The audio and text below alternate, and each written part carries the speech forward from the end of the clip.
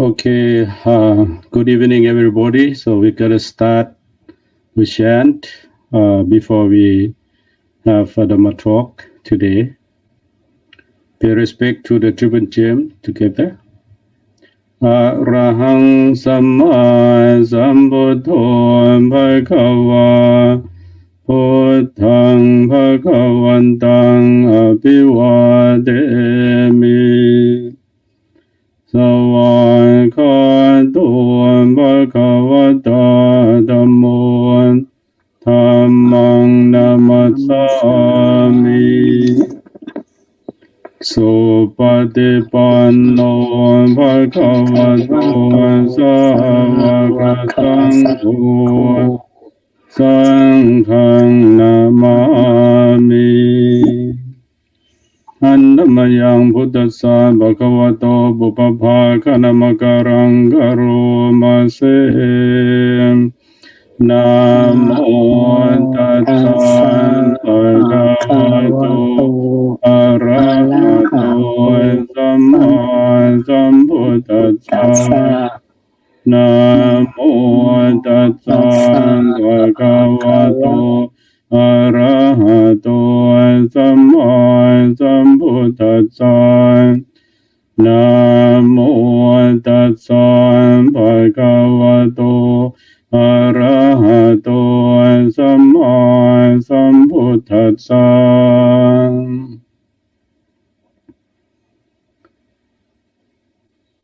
Good evening, everyone.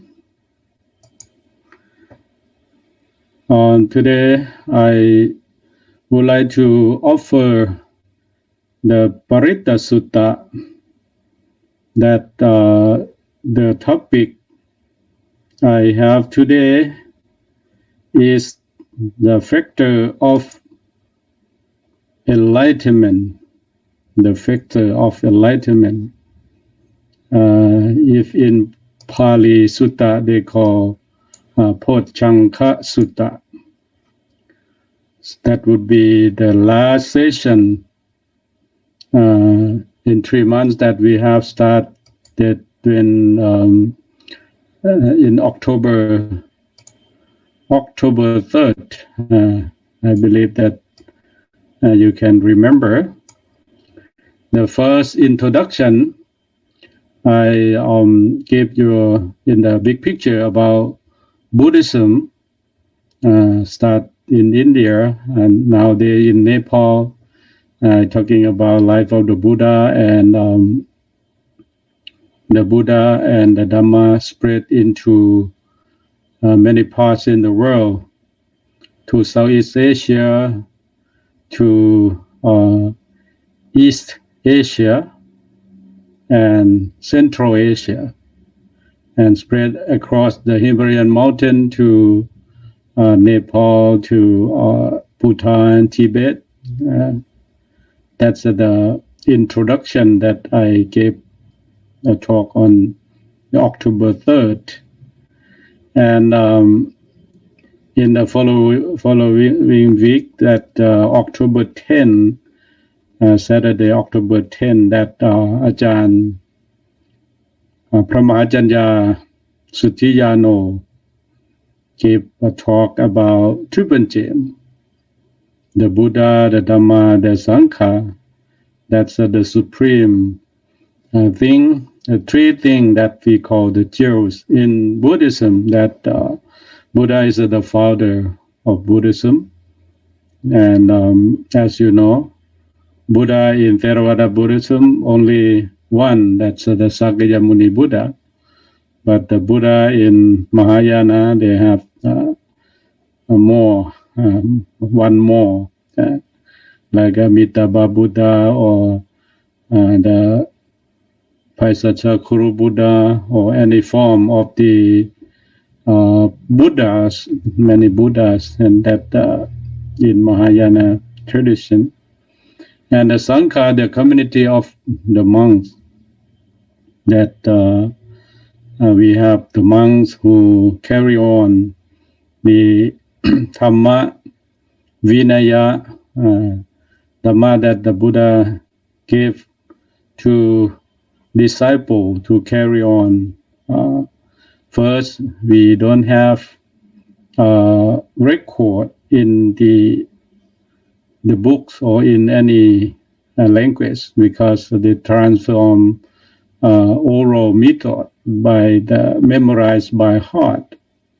The monk have to recite and memorize by heart, learning from Buddha. And after Buddha passed away, the first council started to correct the teaching in the group. They have a Sutta group and Vinaya group. At first time, there's no Abhidhamma to record in the Tipitaka. At that time, no Tipitaka. So the monks, the community of monks or the Sangha, to try to memorize the sutra and give to disciple from generation to generation.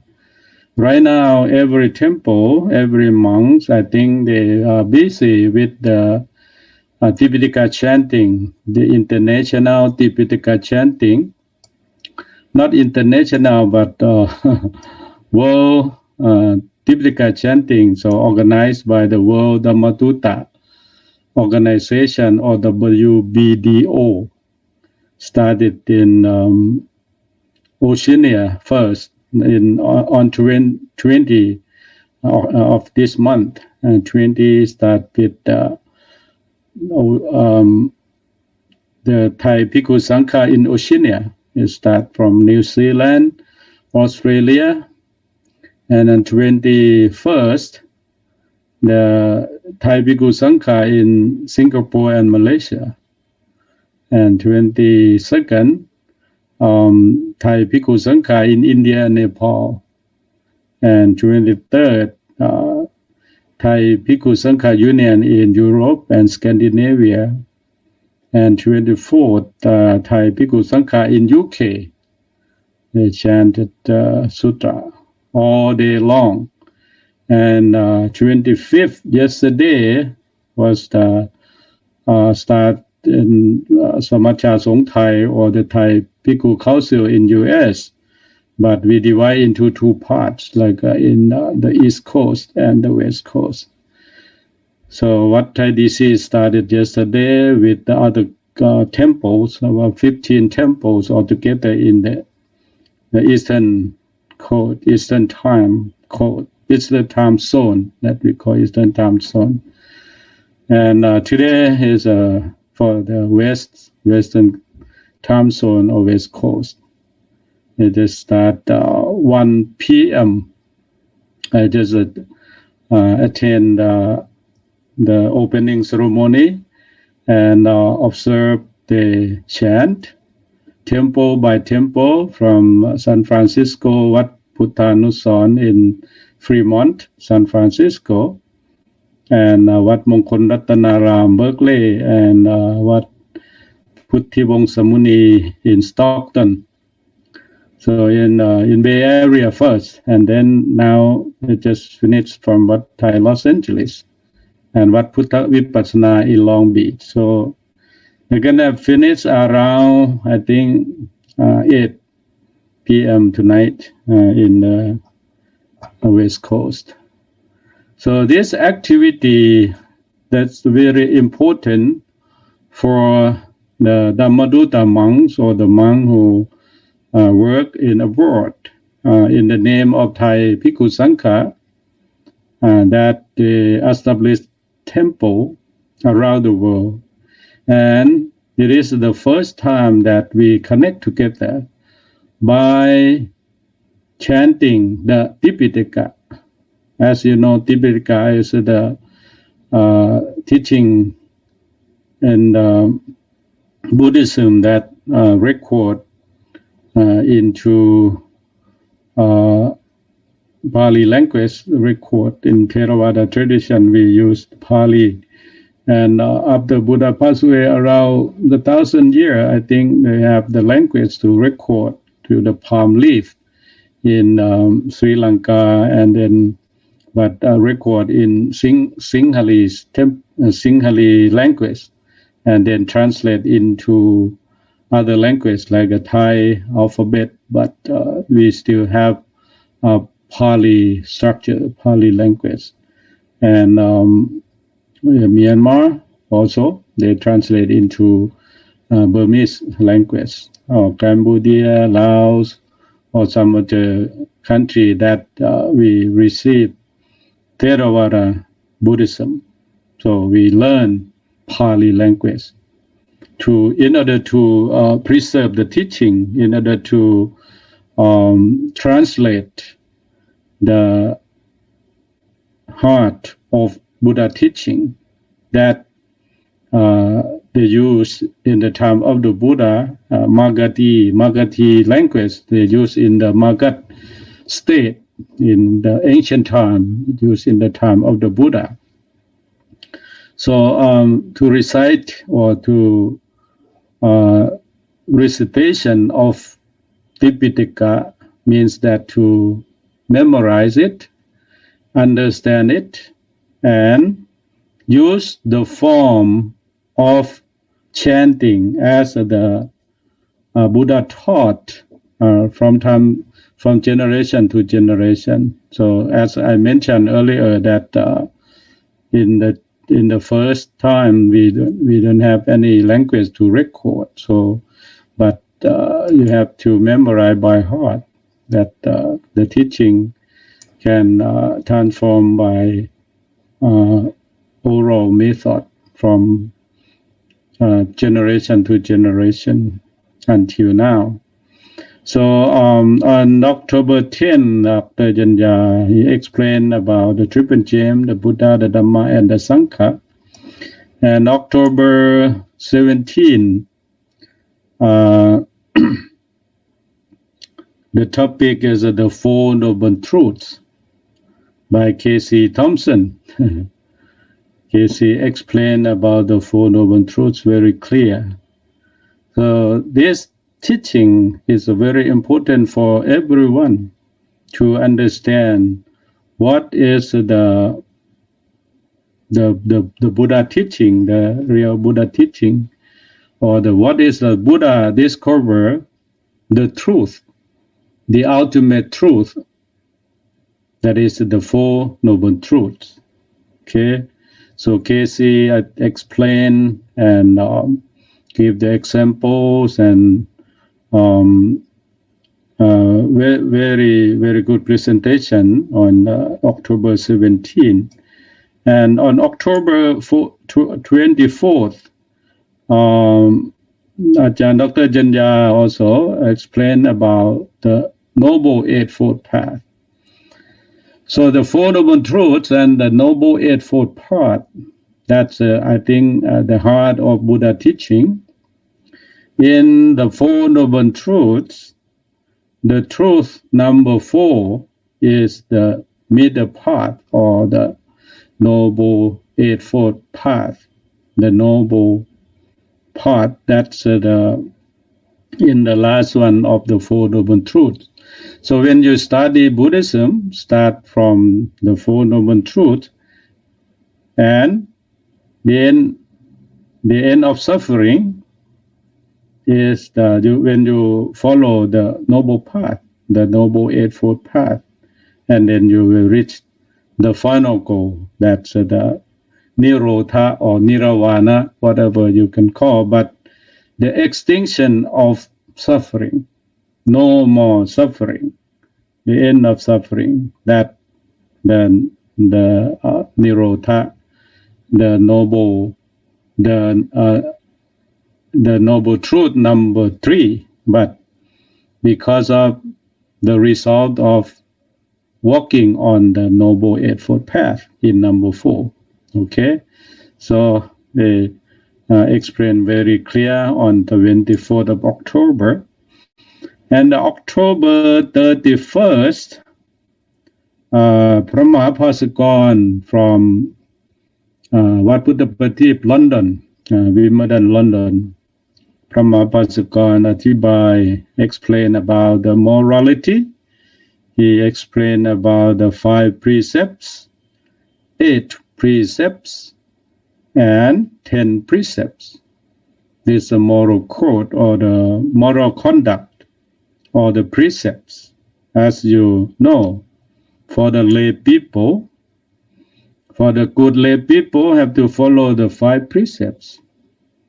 The 5 precepts can protect you and your family, be happy and healthy family, I think, because of from number 1 to number 3, not to kill, not to steal, not to commit sexual misconduct, means that you respect to the life, respect to the owner, and respect to your husband and wife.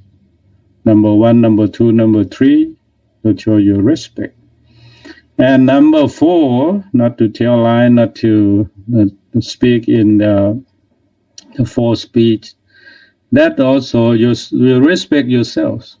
You respect yourself. The people, if you not respect yourself, how can you respect other people? So practice on the sila number 4 is very important. And number 5, not to take intoxicant drink and use a drug. Is a harm to your mind, harm to your brain. Is destroy your physical body and your mental ability.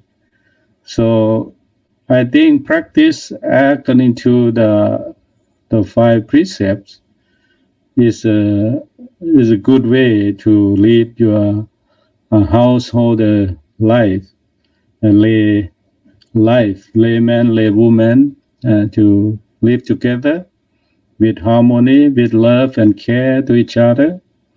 And in number 8 precept, you can practice more if you want to practice seriously about your life.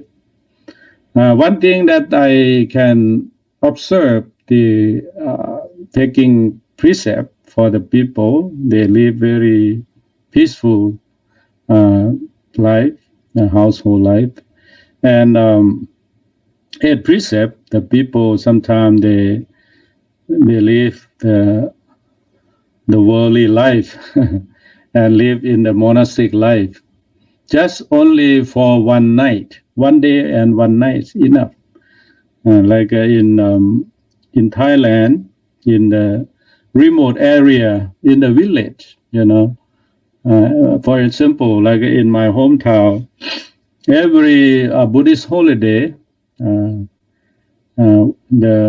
8th in the lunar month, the 8th lunar month, and the 15 or 14, every 7 days, the people, they not working in the farmland, in the rice field, in the farm. They put off everything and then they come to the temple, to reinstall the energy, physical and mental. So it's a very good thing, because of when you stop, you put up your work from your shoulder, and then make your life very light, very, very light, not too heavy. Because if you work in the workplace, even in the office or in the farmland, whatever, but you still carry your duty, your burden in your shoulder. So make your life very happy, very heavy, not happy, very heavy. But when you put off it on of that duty, and then spend one day and one night as observe the 8 precept in the temple. So make your life very, very light, not too heavy, not too tight, nothing to hold on your hands. You leave it, you take everything off your shoulder and sit or walk or spend time in the temple. So take 8 precept means that you skip dinner. You practice like a monk. The monk take 2 meals a day, in the morning and lunch. After noon, you cannot take solid food. You cannot take food like a normal life, but you have to practice the monastic life in the temple so that you can skip dinner and make your life very, very light and very bright in your brain. So when you sitting meditation, look within, not look outside. Close your eyes, close your ears, means that you not hear anything that disturb your life. So stay in the temple with calm mind, clear mind, and cool mind. So that's a very, very good to practice the 8 precepts. So you skip dinner, the precept number 6. You take 5 precepts as a normal and add on number 6, no dinner, and not to singing or use the cosmetic perfume in your body, and sleep on the floor, not sleep on the bed or luxurious bed. So make your life very easy and simple in the temple. This is to train yourself to get rid of the luxurious life that you did before. If you can do like this, make your life is busy according to the Buddha teaching. So I think 8 precept is suitable for you to try it at least once a week or twice a week, something like that. You can do it. Even during this time, the virus pandemics or the coronavirus lockdown in the house or in your room, that you can observe the 8 precept and practice meditation. So my student, many people, they do like that. They practice during the lockdown at home because of they cannot go anywhere. So the best way that they take course, meditation course online, and then they lock them out in the room and then practice 8 precept. Very effective, very good. So I think everybody can do it. And 10 precept, at this time, Brahma Pasakon explained 5 precept, 8 precept, and 10 precepts. 10 precepts for the novice, and then also the practice the monastic life as a novice, the one who live the lay life, but his own is not reached 20 years yet. If you ordain the age under 20, to be novice and take 10 precepts only, and after you reach 20 years of age, and then add more precept, 227 for the monk, get higher ordination. You have to do the ceremony again after 20 years old of age, and then get 227 rule as a monk and live in the monastery. So sila or vinaya is very important for the lay people and for the monks, for the nuns also, for everyone, especially for the monastic life, have to practice according to the Buddha teaching in the Vinaya Pitaka. Vinaya Pitaka is to control your bodily action, verbal action, two ways. But mental action is the meditation method to control the mind. And on November 7, K.C. Thompson explained about meditation here in the schedule, tranquility meditation, samatha bhavana in Pali that we call samatha bhavana. There are two kinds of meditation, samatha bhavana and vipassana bhavana. So vipassana means that inside meditation, but samatha bhavana is a calm meditation, tranquility meditation. So use so many techniques to calm the mind, to clear the mind. So inside meditation and tranquility meditation that K.C.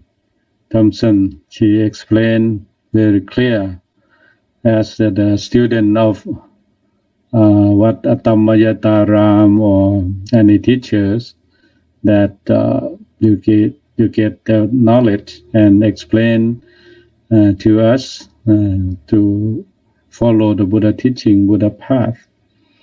So in Sila, Samadhi, and Panya, we have cover. And on November 14, Brian Mintz gave the Dhamma talk about the 5 aggregates and the 3 characteristics of existence. This topic also very important, okay? If you want to investigate or want to learn more, you can find out the information, read the book. If you understand the characteristic of existence, I think you can overcome the world, the worldly life, or any aspect of life. I can say that because why we still suffer?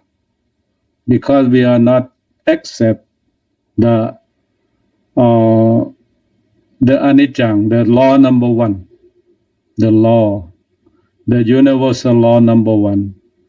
The 3 characteristics of existence is the anicca, impermanence, dukkha, as a suffering or unsatisfactoriness, and anatta is the no self, nothing to grasping or nothing to hold on, nothing to take on you, nothing to stable. Number 1 is impermanence, that thing constantly change, constantly flow all the time. The thing that we cannot hold as the stable thing. You cannot hold even your emotion. It's a change all the time. It's a change from time to time. Even you try to control it, subdue it, but unless you reach the final goal as an arahanta, then you can control your emotion. But if not to reach the final goal, you still contact with the greed, hatred, and delusion, so that the five aggregates, about your body and mind. Life is composed with body and mind. If you understand body, how it works, it's composed with four great elements: the earth, the fire, the water, wind, and space, and consciousness. Actually, there are six together, 6 elements. The solid as the earth, and water, wind, fire, and space. Between 2 elements, like a fire elements and water elements, that between is a space, like a cyberspace, and consciousness. That's a vinyana thatu. Vinyana thatu in Pali language. So if without vinyana, you cannot contact, because you in the eyes you have the Chaksu vinyana, the eye conscious. In the ear they call Khana vinyan. In the smell, in your nose, when you smell something. Sota is in your ear, Sota vinyana. So you can hear something because you have consciousness in your ear, your eyes, your ear, your nose, your tongue. Chilha vinyana in Pali. When you taste sweet or sour or good or bad, when you taste the food, because of this you have the Chilha vinyana to touch. And in your body also you touch soft, heat, or cold.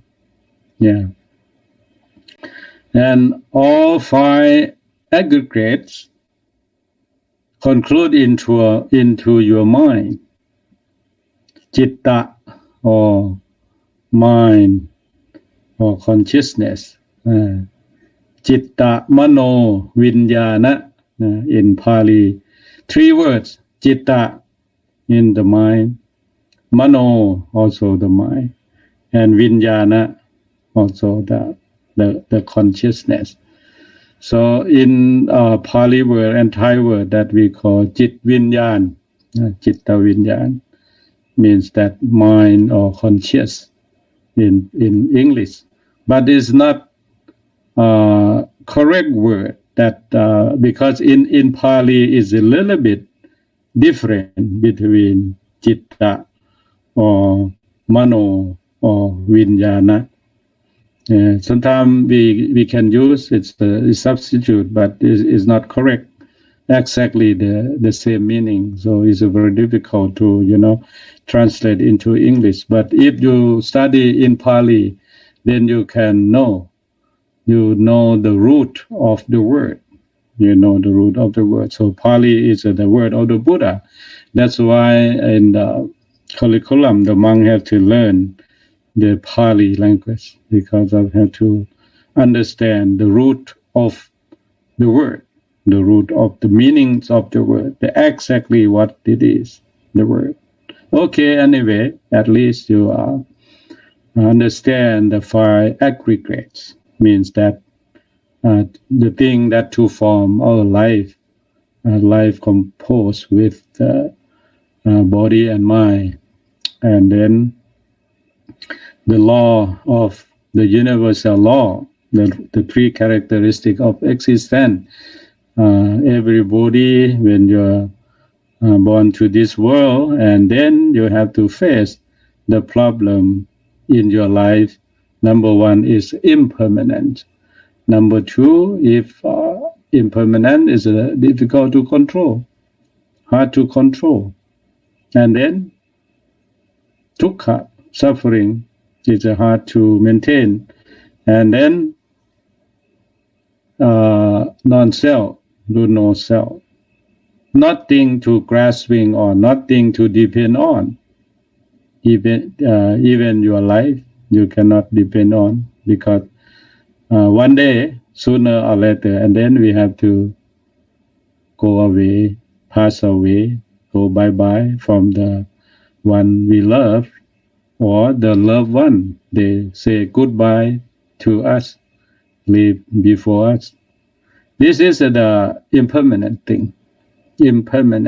So please keep in mind that everything in this world, without mind or with the mind, form or without form, everythings are impermanent and constantly change all the time. So accept it, learn it, accept it, and let it go. Let it go. Let it go by itself. Let it go by the cause and effect. Everything has the condition. Nothing just arises by themselves. No, they have the cause and condition as a cause and effect to support to each other. Because if you learn Buddhism, you understand the Dhamma, you understand the Buddha teaching, means that you understand cause and effect. Okay, you can understand cause and effect. So this topic on November 14 is very good.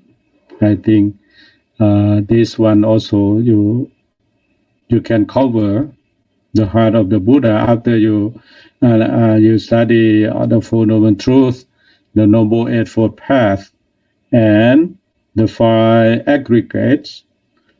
You understand insight meditation, you practice insight meditation and calm meditation, samatha bhavana and vipassana bhavana already. Is linked to the Four Noble Truths. The Four Noble Truths linked to the five aggregates. The five aggregates linked to the three characteristics of existence. So, and on November 21st, the law of karma and the cycle of rebirth by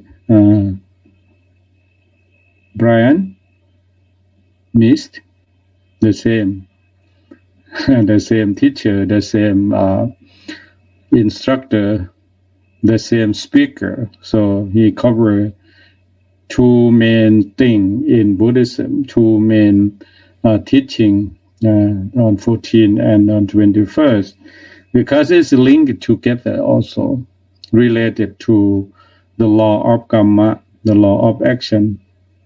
The law of action, kayakam, vajikam, manokam. Kayakam is a bodily action.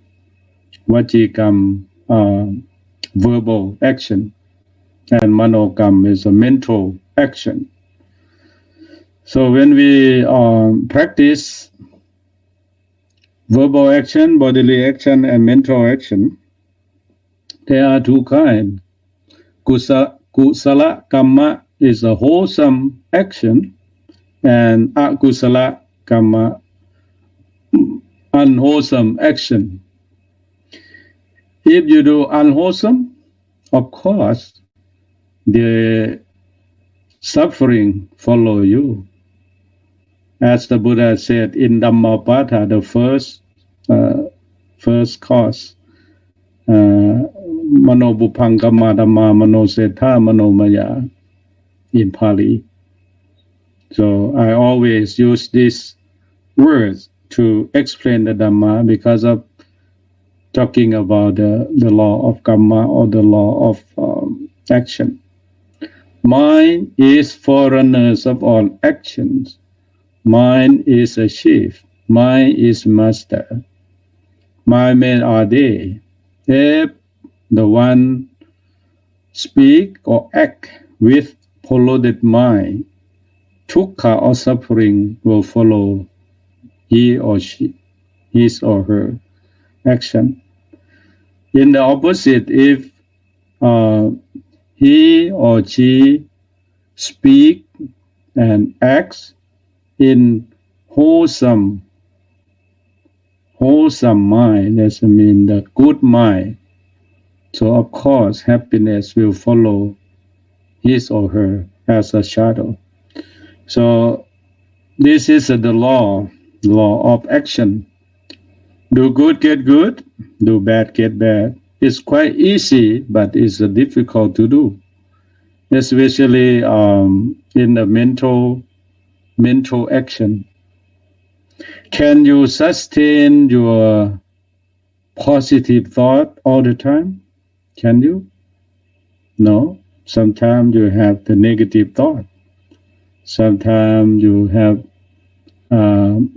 negative thinking. When you sit, even you're sitting meditation, you say that, oh, I'm practice meditation, but who knows your mind, what you think at that moment. Even you yourself, you cannot control, you cannot stop thinking unless you develop mindfulness. So when you develop mindfulness, you know every thought, you know every movement of your thought. You are thinking in negative way or in positive way. So in mindfulness, there are two levels of mindfulness.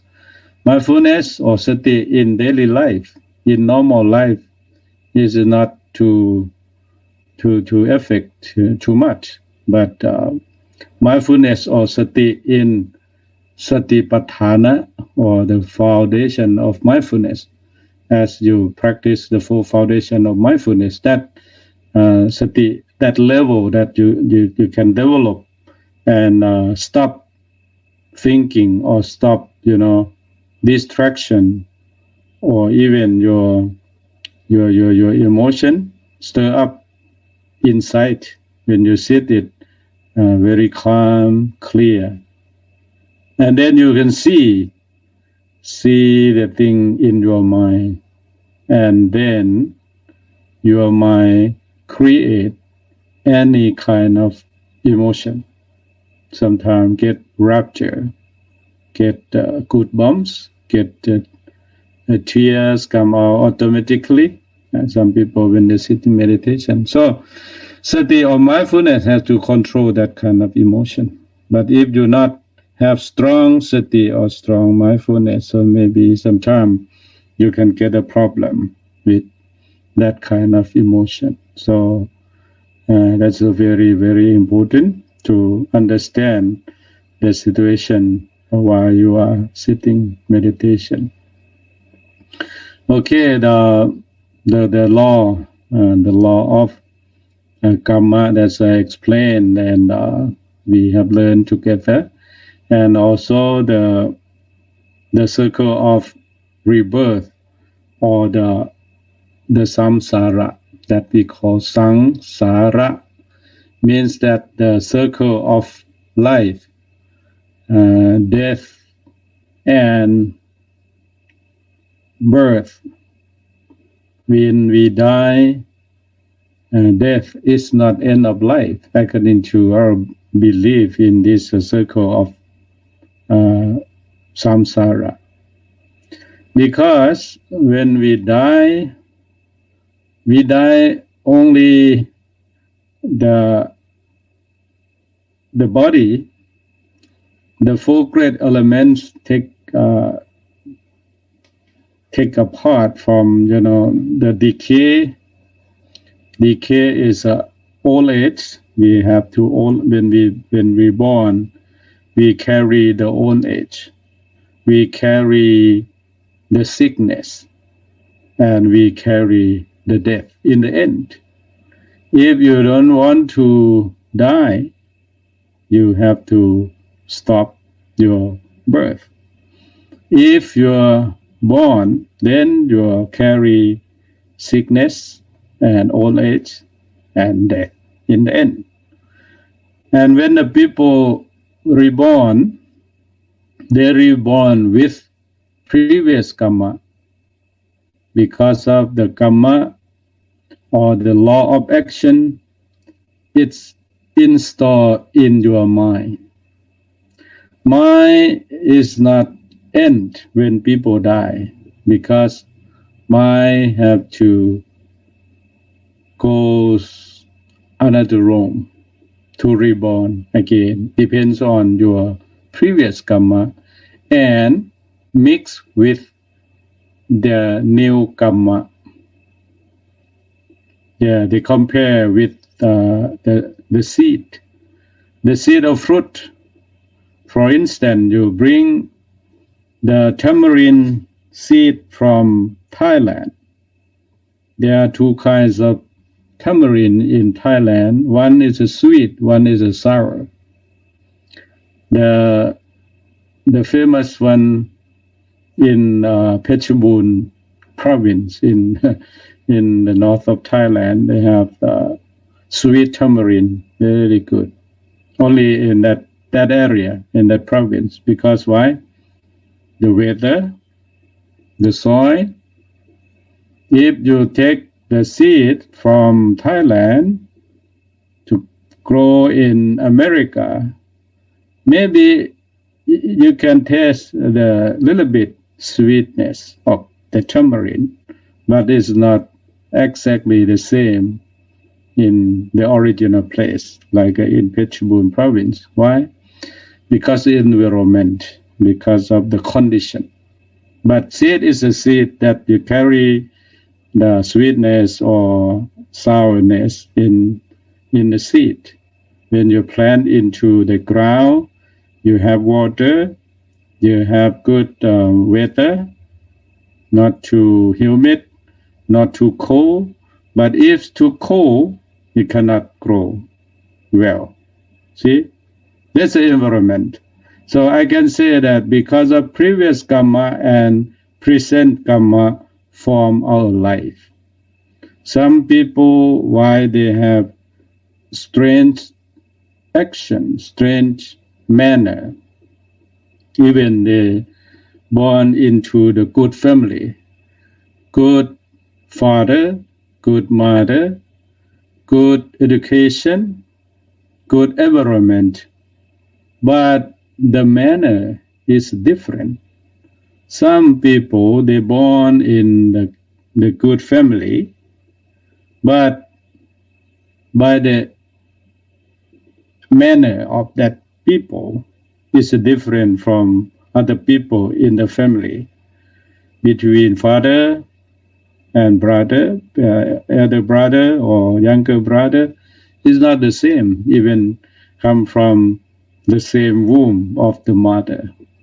Same father, same mother, good father, good mother. But the manner, because the seed, because of the mind, because of the previous karma from each one that they accumulate from the previous life and carry with the quality of the mind, that I can say the seed.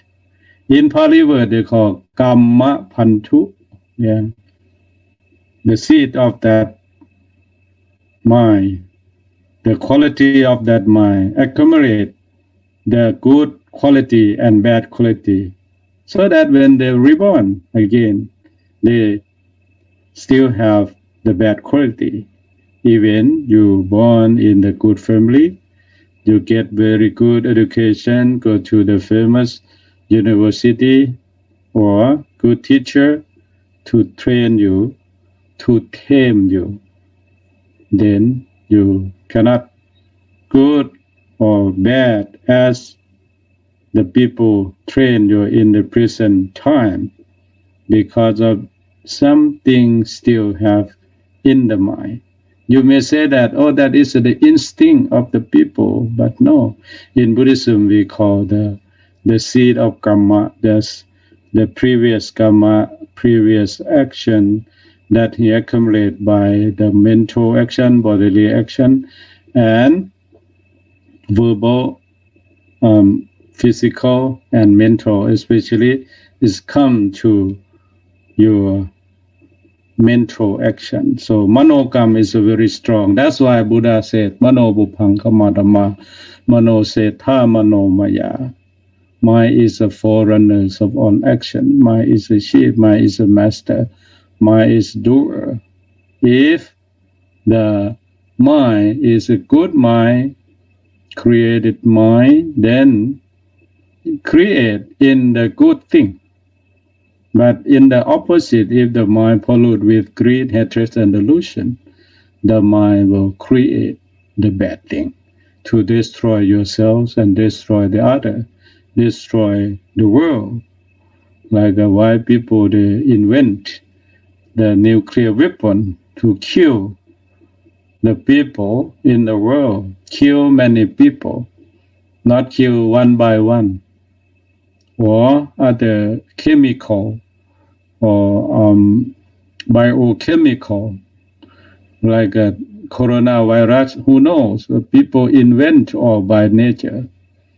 I don't believe that is occur by nature, but maybe some scientists or some researcher that they lost of sati or lost mindfulness at that time, and then they mix by accidentally or sometimes they do with the intention. I don't know. Yeah. But anyway, it happens. It happens already, and it's destroy the people right now.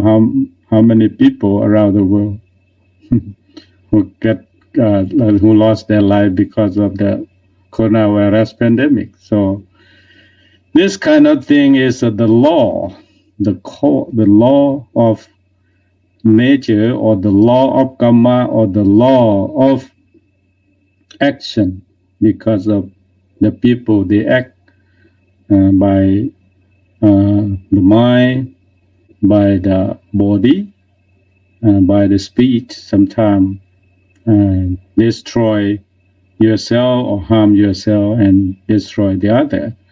So this is the influence of the action, the law of action. Okay, and then on the 5th, on the 28th of November, this is the law of dependent origination. This is the cause of suffering and the cessation of suffering in the same linkage of 12 linkages. Avijja paccaya sankhara, sankhara paccaya vinyanang, vinyana paccaya namarupang, namarupang paccaya salayatanang. That we recite in Pali word. So dependent origination is the linkage of the origin of dukkha, or suffering, the process of suffering, and the end of suffering. When you reverse, you destroy one, and number two will be destroy. So if you go further, then means that the link to the dukkha, or link to arising of ignorance, the kilesa, mental defilements, make your mind polluted with the greed, hatred, and illusion. That's the main thing. But in the independent origination, 12 links of the origin of dukkha. And if you destroy in reward, then you can destroy the dukkha and get the real happiness. Or you break through the circle of linkage, because it's linked to each other, and then you want to break it by break between phassa and upadana, contact and attachment. อย่างหลวงพ่อพุทธทาสา if you study his work, he said that tuk arise because of phassa, because of contact. Your eyes contact the form, your ear contacts the sound, your nose contacts the smell, your tongue contacts the taste, and your body contact with the hot or soft or heat or cool, tangible or things. And then your mind contacts everything that you like. If you like, you want to grasping, you want to hold it. If you don't like, you want to put it away. So this is the normal people.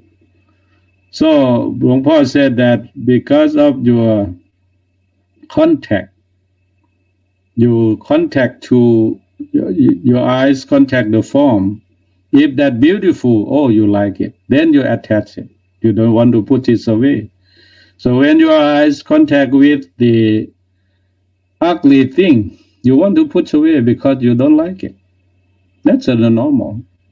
So that we have to develop the sati or mindfulness to block, to judge, because of the sati or mindfulness will tell you that see, just see it and let go.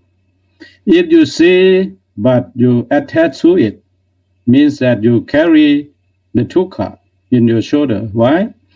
Because one day you grasping that you very, very like it, but it's not permanent. One day is gone, one day is go away, one day is take apart. So nothing to stay permanently with you. So when something depart from you, what happened? You cry because you're sad. You grieve, you're sad. You want it. You want to grasp it. So dukkha or suffering arise when your contact or phassa in the 12 links you go to see clearly, okay? Because today I explain without script. I explain based on my understanding, okay? The Dhamma today is very pure from my knowledge and my understanding, not from the script or from the text, okay? So in the 12 links of dependent origination is a very good Dhamma that Casey, she spent her lifetime to investigate.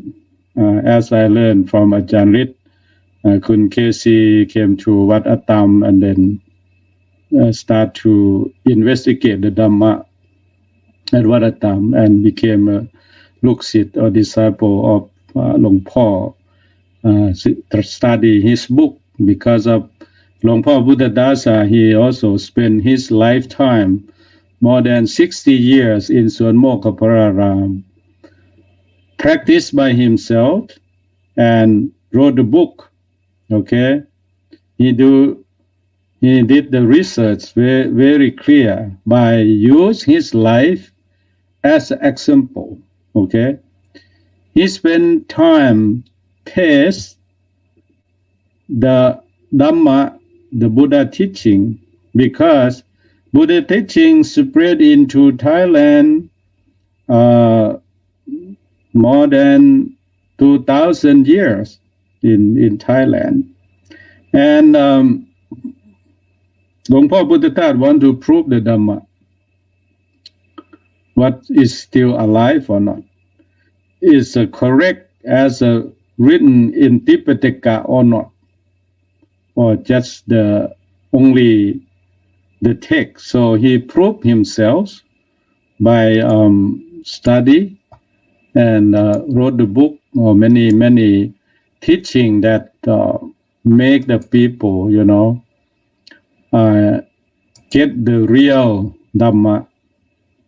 The real Dhamma is not mixed with the tradition, is not mixed with the culture. Sometimes people they think that the Dhamma, why is have strange belief, especially in Thailand. Many Thais, why they still, why problem? They pay respect to the Hindu gods. Why they pay respect to the spirit's house? Why they do offer to so many things? They pay respect to the big tree, to the to Mice Hill, or anything that the people they think that, oh, that's a very secret place. And the people, the Westerner, go to Thailand and then they see the strange belief, because Thai people, they say, we are Buddhists. 95% are Buddhists in Thailand. But I don't believe that the real Buddhism in Thailand, how many percent still have by now? Only the mix between the culture and tradition, and they call themselves Buddhists, but it's not real teaching that they practice. Okay, please understand this point. So people, they practice Buddhism. Some Westerner, they have question, why in Thailand still unhappy? The people in Thailand still poor. People, they still play gaming or something that against the Buddha law and rule and regulation, or against 5 precepts, something like many things happens. Because of people, they don't practice the real Dhamma. They not spend time to study the real thing. So don't blame the Buddha teaching that not affected in the Thai people life, because people, they not practice. The Dhamma of the Buddha, you have to put into practice, not study only in the text. Some people, they are very special in the text, you know. They read Tipitaka, 45 volumes, finish. They still remember every topics, every number, every lines in the Buddha teaching. But when we're talking about practice or change the idea, change the attitude, you cannot change, you know. They still do what they want to do, something like that. So the one who have Dhamma and the one who knows Dhamma is different. Okay, the one who has Dhamma means that they correct the books, they correct the materials, but they don't understand the real Dhamma. Means that like the people, they want to cook food, but they correct on the recipe, but they are not cook and not taste the food that they practice to cook something. So the people, they have Dhamma means that they correct the knowledge. Yeah. In the time of the Buddha also, the Buddha point out the monk, they call the empty monk, the empty books, because of he tried to memorize all teaching of the Buddha, but he cannot practice. That's the example, for example. So for the dependent origination, I recommend that you have to focus on study and try to practice according to this the Buddha teaching. Yeah. And the 5th December, Kun Catherine Chindaporn, he's a Luang Po Thong disciple who live in Thailand, and she explained about the 4 Brahmavihara, divine abidings. It's a very, very important also. it's quite easy to practice metta, karuna, mudita, upekha. Yeah, loving kindness and compassion, sympathetic joy, and equanimity. That's the Dhamma that everyone should have in the mind, should have in the mind, should practice in daily life.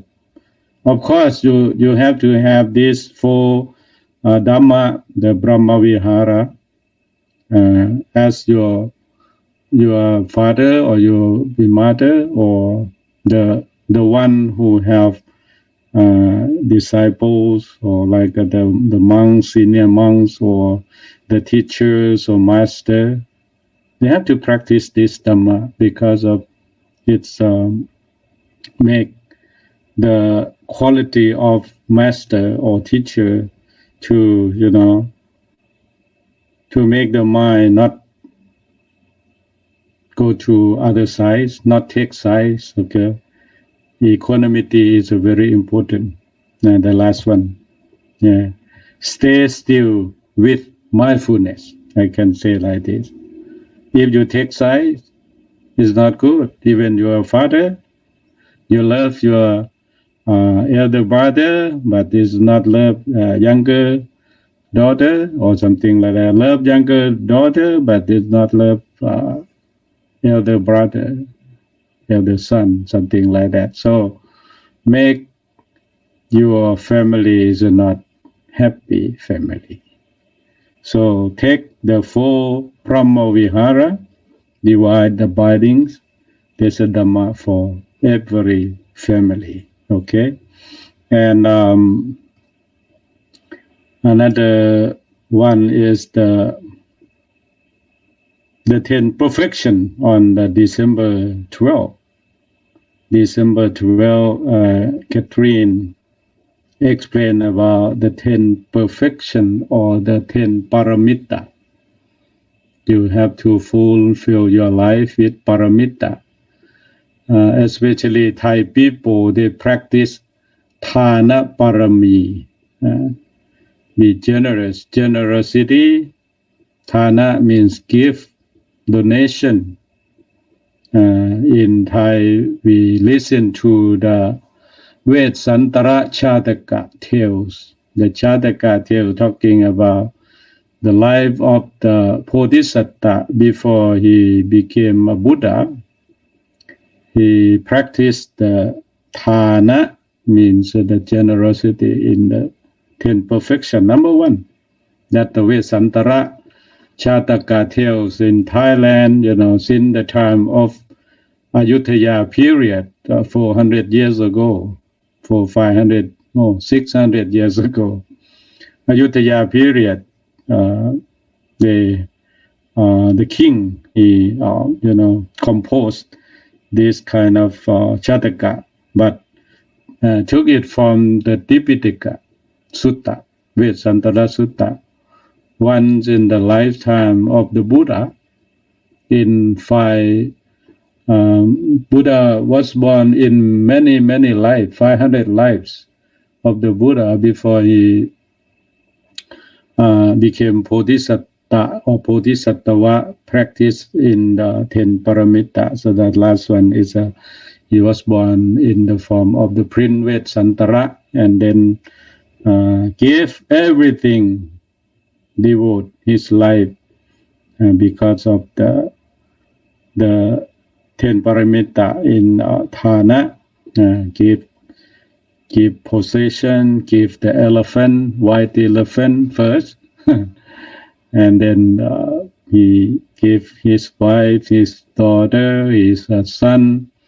So in Western, they criticize Vedasantara that he is very selfish to give wife or give son and daughter to that make yourself, reach the final goal as the Sappanyuttayana or became a Buddha.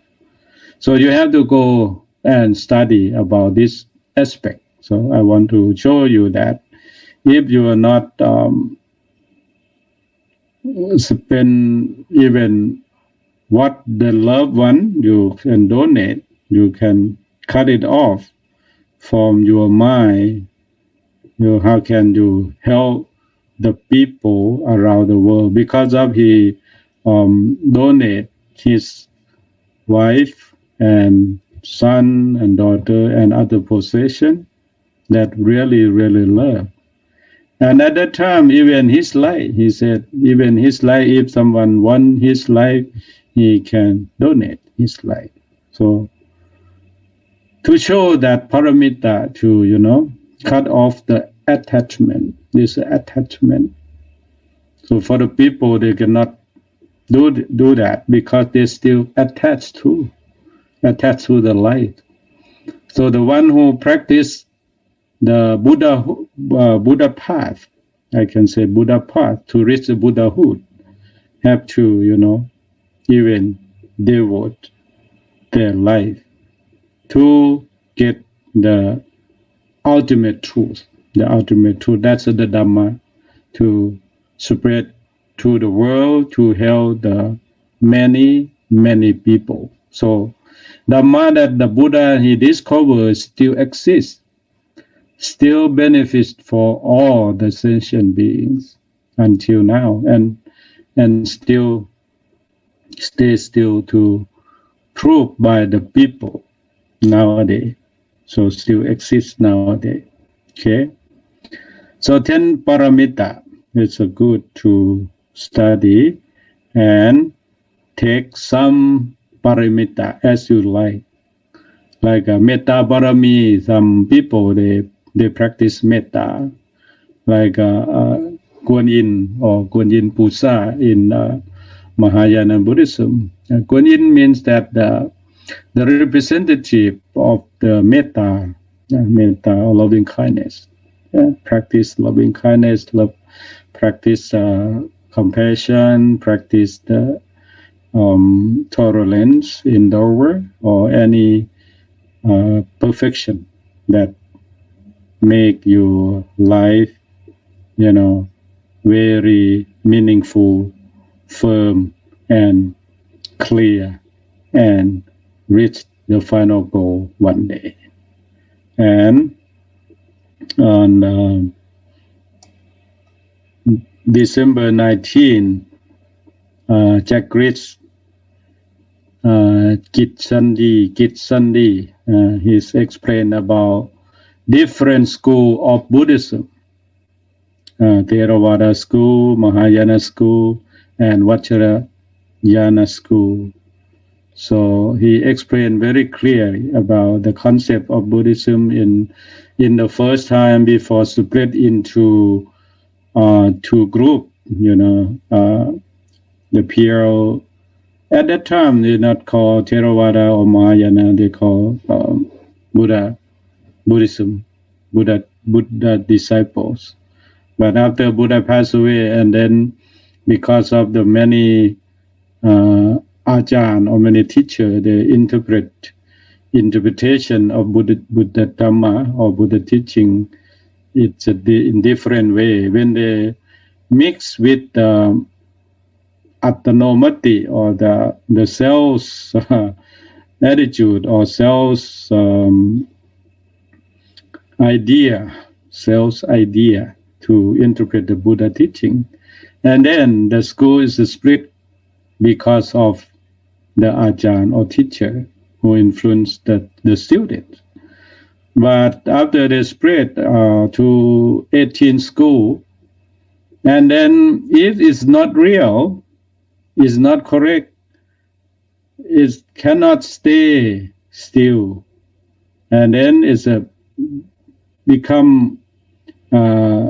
come together again and take apart again. So finally, have only 2 or 3. Okay, from Mahayana school, it's a spread after the Buddha passed away around 200 years, and then they follow the Mahasanghika and practice in the China, Japan, Korea right now, or in the North Vietnam, and Theravada school of conservative still practice in Thailand, in Myanmar, Sri Lanka, Thai, Laos, Cambodia, Malaysia, Singapore, and some other country right now, as I explained, after 50 years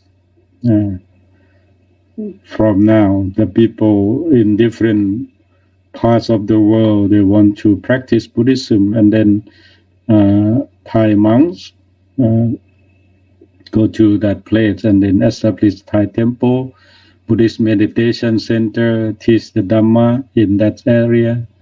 So right now, in many parts of the world, they practice Buddha Dhamma. Some people practice according to Theravada, Mahayana, and Vajrayana. But the same teaching is that the Daga Four Noble Truths, the Noble Eightfold Path, or 10 Paramita, or meditation, Vipassana meditation, or Samatha meditation, are the same. So make the people happy and make the people, get rid of greed, hatred, or delusion. That is the final goal of the work of the Dhammadutta, or the monk who, to make the people happy after practice the Dhamma together. So anyway, you can choose which one is suitable for you. Some people choose only sitting meditation, but don't want to have some ceremony or some kind of ritual tradition, only practice meditation. Okay, if you practice and then they get peace of mind, peace of, life. But some people, they don't want to sitting meditation, but they want to give Thana, especially Thai people, because of the listening to the Chataka tales of Vesantara. So they are very good heart, good to share, to give Thambun. In Thai they call Thambun, or donation. But if they have the meditation retreat or meditation practice, they said, oh, okay, later on, not right now, something like that. They offer food to the monks or donate to the temple. They like to give, they like to have Thana, but not Sila and Samadhi. Yeah. But some people, like Westerner people, they like to sitting meditation, study, but Thana is not too much focus on that. Okay? And the last one today, because of I have to conclude the factor of enlightenment. What is the factor of enlightenment? In Pali, they call Pochanka, Pochanka Sut, or Pochanka Sutta. So Pucha or Puttha, the same root, same meaning, means that knowledge, Buddha. The 7 factors that lead to enlightenment. This is in conclusion. So in the session that we learn together, as I conclude, but the last one is lead to the enlightenment. Number 1 is the mindfulness, sati. In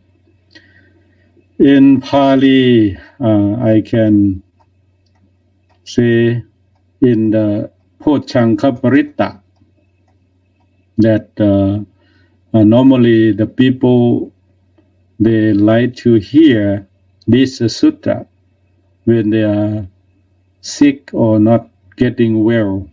Yeah. Paritta, Pochanka Paritta Sutta means that to protect, Paritta, to protect. Buddha himself also teach to recommend to his disciple to recite this sutta when they get sick or not feeling well. Pochanko sati sankhato dhammanang vijayo tatha viriyam piti patsanti Pochanka jatatha pare samadupeka pochanka satte te sappatatsina munina samathakata bhavita pahuli kata. Yeah, this is the first group, first meaning of Pochanka Sutta. Is contained with the Dhamma in number one is a sati, Pochanko sati, Sankhato sati means mindfulness. And number two, Pochanko sati Sankhato Dhammanang Vijayo, Dhamma Vijaya. That's the Dhamma number two. Dhamma Vijaya means the investigate of the Dhamma or discrimination of states. Dhammanang Vijayo, Vijay or Vijaya or investigate the Dhamma. And number three is the energy, Viriya.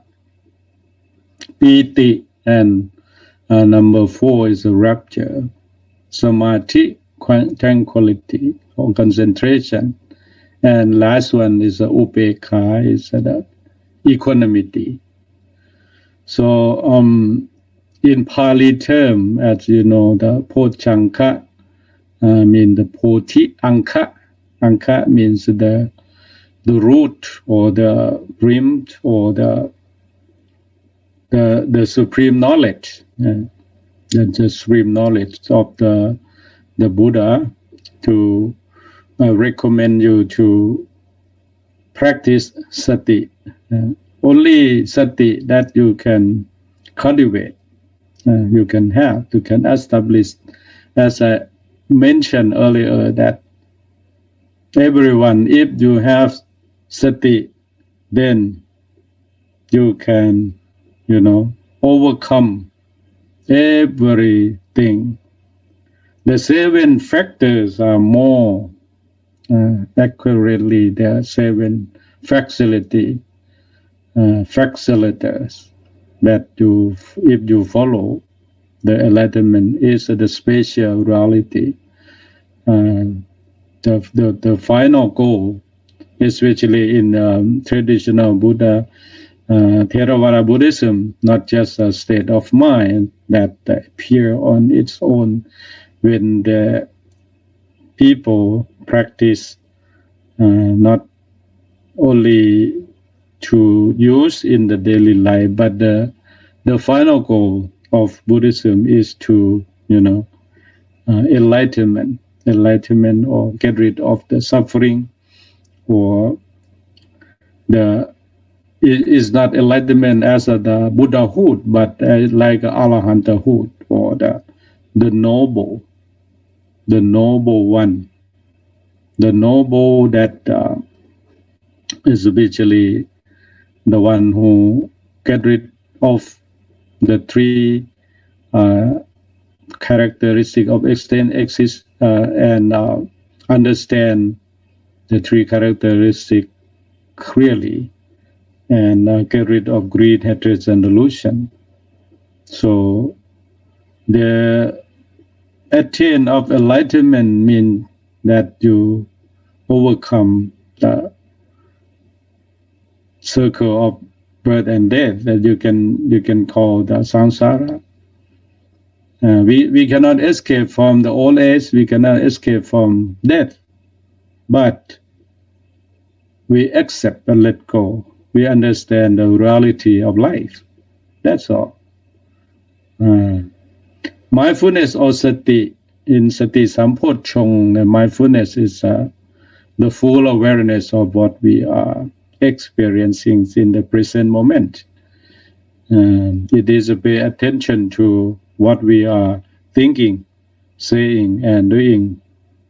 So we know that the suffering or try to escape from suffering because of we have full mindfulness to the action, the mindfulness is also the recollection of how our action by mind, speech, and body in the past, in the present, and in the future. So if you be in the present moment with the sati or mindfulness, of course, you have the future is the good way to do that.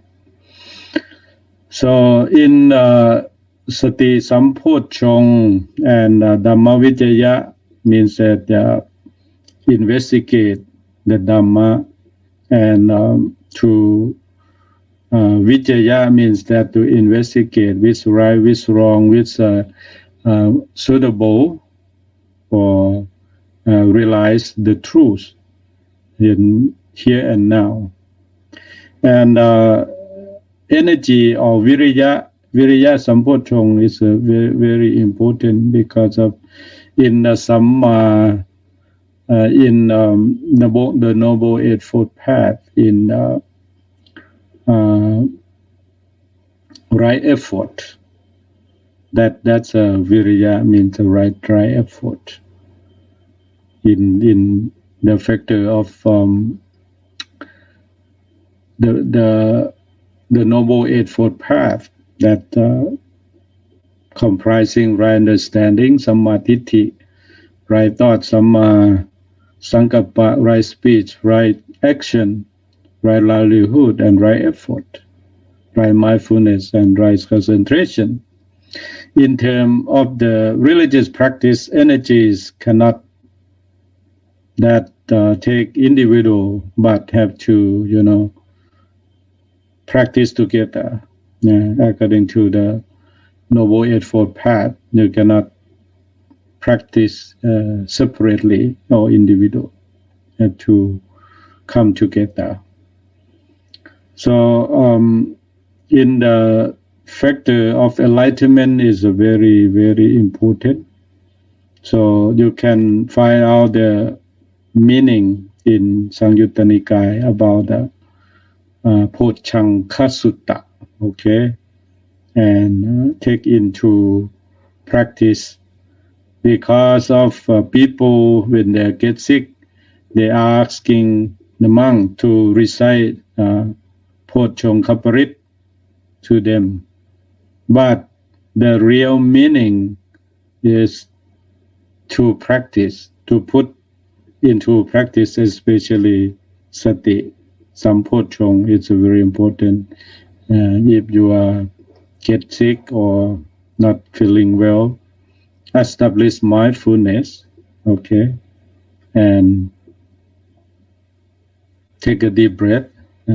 Meditation can help you and develop energy inside to overcome suffering if you have the disease or something that make your mind not stay still, but we use the khanti or ativadana khanti, tolerance or the endeavor to overcome the sickness in the bodily sickness.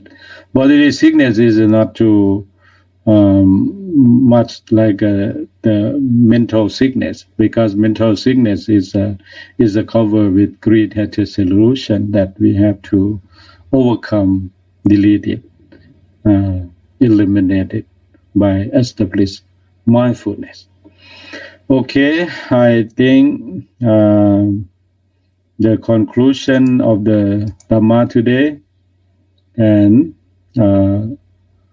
I like to share with you all the Dhamma that everyone share with us since the 3rd of October until today, the last day, last session. I like to share with you, and I will stop my talking for today. And if anyone have a question or any Dhamma, any comments to share, so You are welcome. Thank you very much for your listening today. Yep. Thank you. Thank you, Ajahn. Thank you, Ajahn, for helping us to summarize. And we can't believe it. Actually, it has been almost 3 months that you actually took us through what we have actually learned. There's a lot of word of wisdom, and today Ajahn have taught us that you don't need a book to be able to share the Dhamma. It's actually all coming from your heart. And we really felt it. I really felt it that, through your teachings, and you were sharing that this is not from a script, but really from your heart, and really sharing the Dhamma. And I really appreciate it. There are a lot of words of wisdom. And like you say, over the few months, we have actually took a lot of notes. We already have a lot of recipe to how to cook a good dishes. So now, how do we turn this recipe into the real food that we can practice it and enjoy it and consume it? So I think it is all up to us to really learn and practice, like you say. So we have a lot of good points that you have actually shared. So really appreciate. On behalf of everyone, really want to thank you. And of course, all the rest of the speakers who have actually shared all their words of wisdom. And I truly believe that this is really helpful.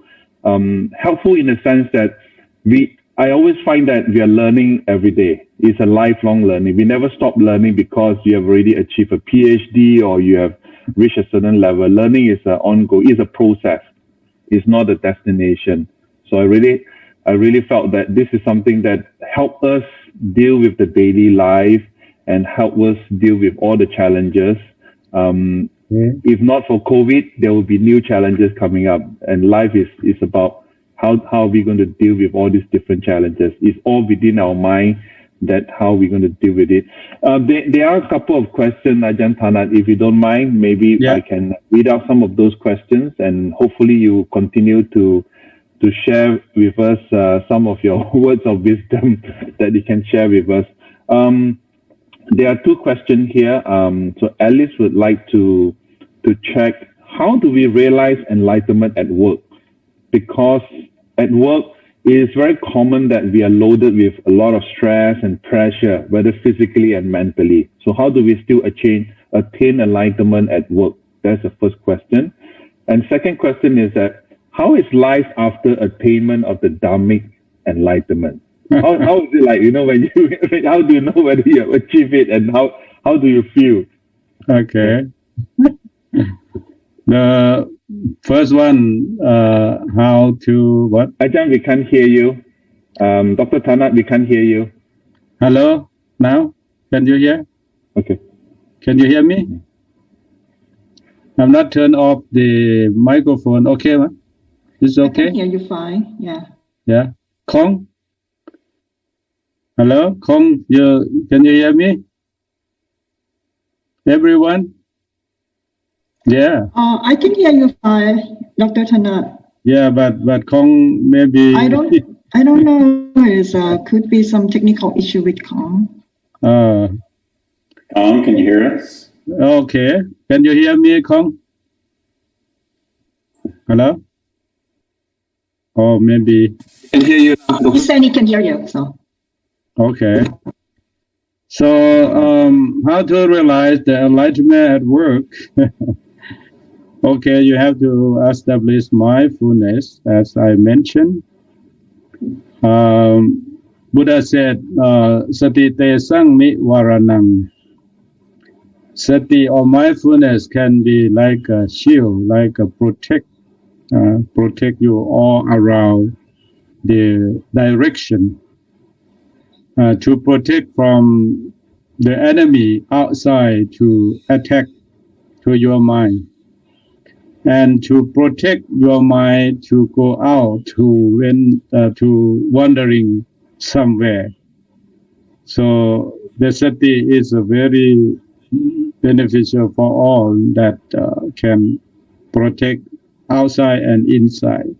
So that's why in the Pochanka Sutta, Buddha put in the first topic, that's the sati, and put the upekha or equanimity in the last one. because if you practice ubekha in your workplace or you contact many people, even the enemy, even the one who don't like, but you can practice equanimity, means that you stay still, see them, hear them, watch them with mindfulness.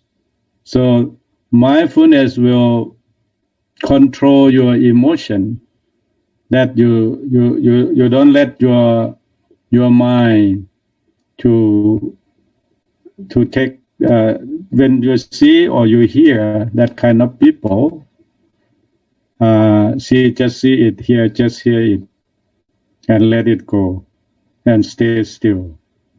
So, but you need to practice. I say something like this is quite easy, but it's difficult to practice, right? Unless you train your mind, because of why Buddha teach us the technique, how to tame the mind. Tame the mind means then get rid of that bad emotion or bad feeling. Yeah, to hear, to see, to smell. You contact with the six senses doors, but you have to establish mindfulness between the object outside and between your mind. See? So this is the meaning of protection of sati. So I recommend you to develop sati only. Okay?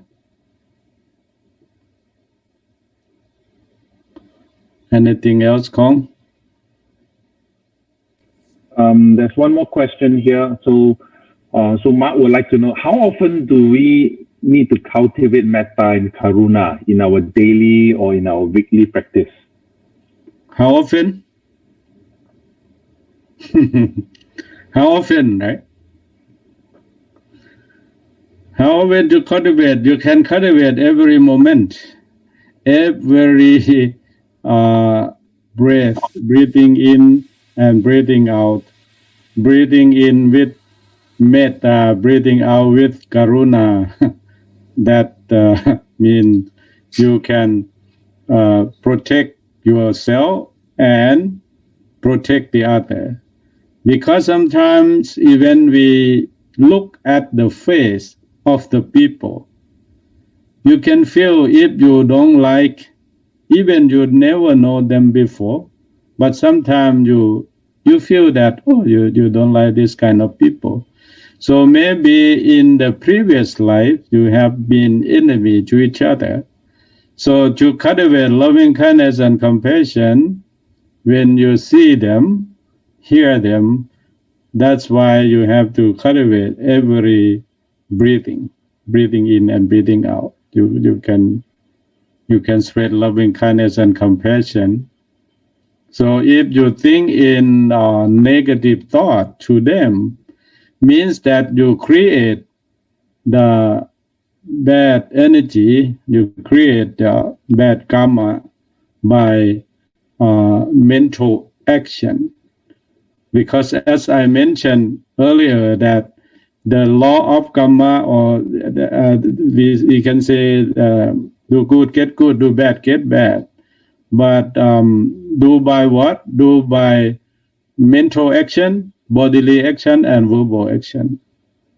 Mental action, body action, verbal action is like the way to heaven or to hell.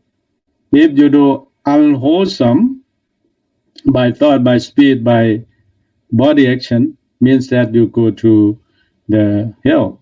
And you go to the heaven when you clean your thought, your mind, and your speech. Say like this.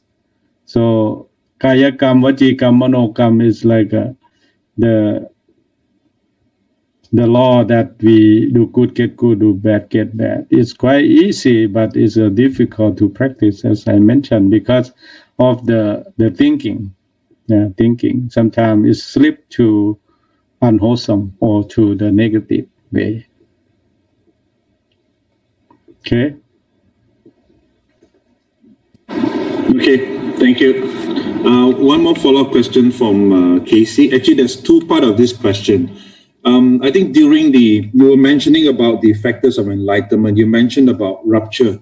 So the first question is Casey is mentioning that she's curious about the enlightenment factor of joy or rapture, and if this is referring to the jhanas or if there's something else that she is missing. So that's the first part of the question. The second part is about sati, if it's referring to watching the links of dependent origination from moment to moment, trying to be aware of attachment and releasing them. So is that the link that between sati and also dependent origination? So two questions. One is actually related to the one of the factor, which is the joy and rapture. The other one is trying to see the link between dependent origination and sati. Okay. Rapture or piti in Pali that we call piti sampochong or piti sampochanka. It's a rapture can be understood in terms of that which the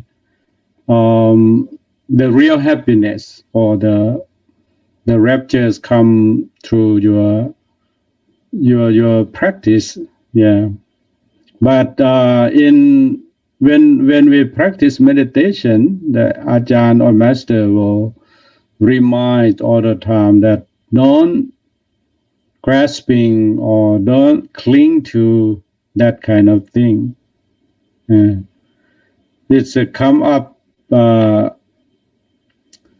to, you have the rapture, but in the finally, you have to have ubekha or equanimity to that kind of feeling. So the detached attitude toward the world that bring about the happiness. You can feel like okay, when the rapture come up, then defilements like greed, hatred, and delusion will finish or deleted because of you feel good, but not to attach to. This is the meaning of rapture here, and of course not to attach to. And the result of the jhana, if in the level of meditation, in normal level, cannot go to the piti. But it is sometimes it's just a little bit, like tears come up. I think piti, from you feel proud of you that you can sit.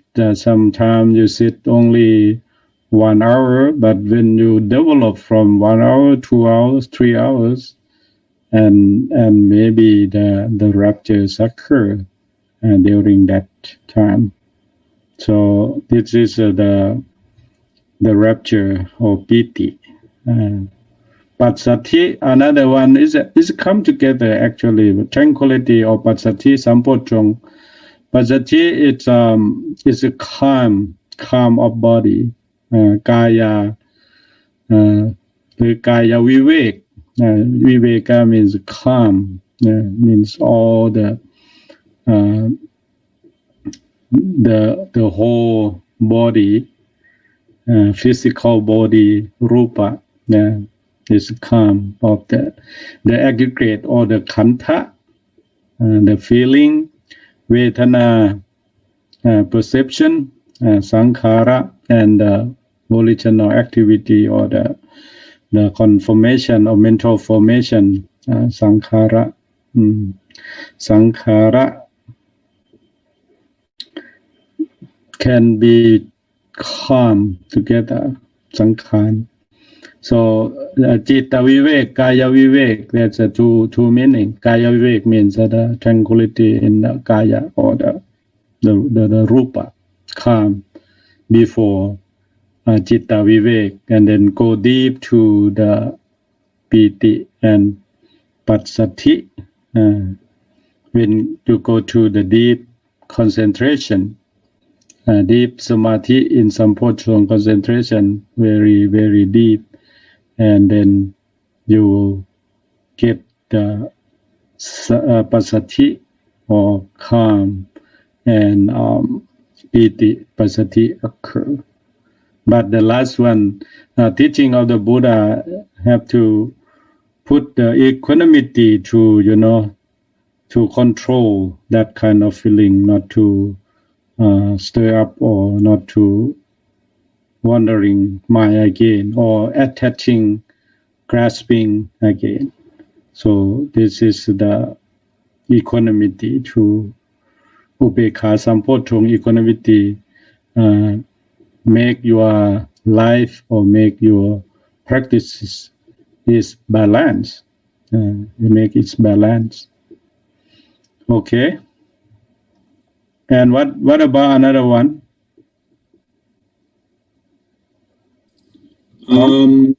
The second part of the question was actually you mentioned about the sati and whether that was actually referring to the links of the dependent origination from moment to moment, and trying to be aware of the attachment and releasing them. I think you did talk about that. Is that right, Casey? Yeah. Does that answer your question already? The two parts. Yeah. Yeah, I try to mention about the sati. Every topic, every aspect of the Dhamma practice, even when you practice or you study in dependent origination, you have to develop sati first in order to break the circle or the link between, like I explained, avijja paccaya sankhara, sankhara paccaya vijnana, or even phassa is a contact, and upadana, attachment. Contact and attachment, you have to develop sati to understand, or sati to block is like a shutter block between outside and inside, because of the ayatana means the door between inside and outside. Eye contact form, ear contact sounds. Yeah. If you not develop the sati or mindfulness, when you hear the sound, when the people praise you, talk good to you, then your mind happen, go to the plus, go up. Okay. When the people condemn you, criticize you, your mind go down, right? because of sound.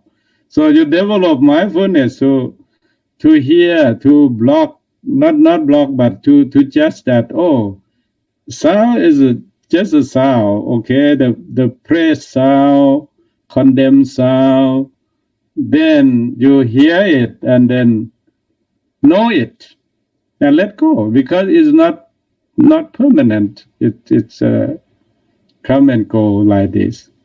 If you attach to that, so you cling to that, you want to grasp it, and then one day it's gone because of from praise to condemn. What happened? Then chukka happened. So the good way is to set your mind in the neutral, to the zero, not go to plus, not to go to minus.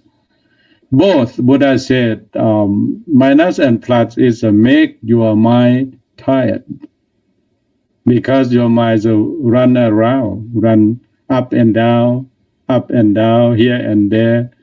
You find out the happiness, you try to run away from suffering. That's the normal people. But better is to set your mind in the neutral, in the center, okay? When people praise you, oh, okay, good, but not to attach too much, okay? When people condemn you, okay, that's okay. If something that you can correct yourself, you correct, but not to angry, not to, run that burn inside, that's no sati, no mindfulness to control. So the meaning of the protection here, the meaning of the sati, okay? Thank you, Ajahn. Maybe one more question. Ajahn, we have learned a lot throughout this Dhamma intensive program. So question to Ajahn is, if there's one thing that you want all of us to remember of, what will be that one thing? Remember about the entire Dhamma intensive program. So what will be that one thing that you want all of us, lay people, that we have to remember? What is that one lesson that you want us to remember? Sati. Just one. Only sati, only mindfulness, okay? And I believe and I practice myself, okay, that effect in my life. I always mention, I teach you or share with you because of its effect in my life already, okay? I teach you because of my experience. I practice on proof the result already. That one, sati tesang nivaranang, sati only can protect you, around you, from outside in and inside out. Okay, this is the key word.